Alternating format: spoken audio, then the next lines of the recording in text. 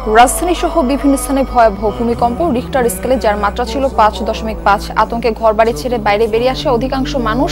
ভূমিকম্পের বিষয়ে আরো জানবো আমাদের সহকর্মী ফয়সাল মাহমুদের কাছে। ফয়সাল মাহমুদ, বাইরের কি অবস্থা দেখছেন, মানুষের মধ্যে আতঙ্ক কেমন দেখছেন, জানাবেন।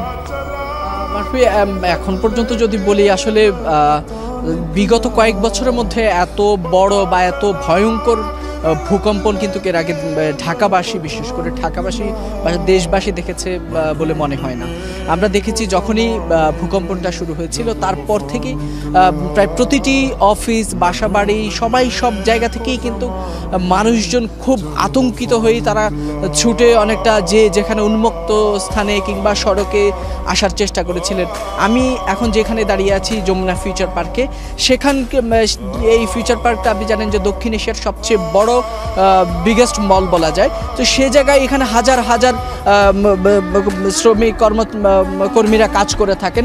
সেখানে যখনই ভূকম্পনটি হয়েছে এর কিছুক্ষণ পরেই প্রায় হাজার হাজার শ্রমিক, এখানে কর্মচারী, কর্মকর্তা যারা ছিলেন সকলেই কয়েক মিনিটের মধ্যেই তারা আসলে সকলেই ফিউচার পার্ক থেকে দ্রুত বেরিয়ে আসেন এবং এখানে ফিউচার পার্কের যে সামনের খোলা ময়দানটি রয়েছে সেই উন্মুক্ত জায়গায় তারা সকলেই আশ্রয় নেন।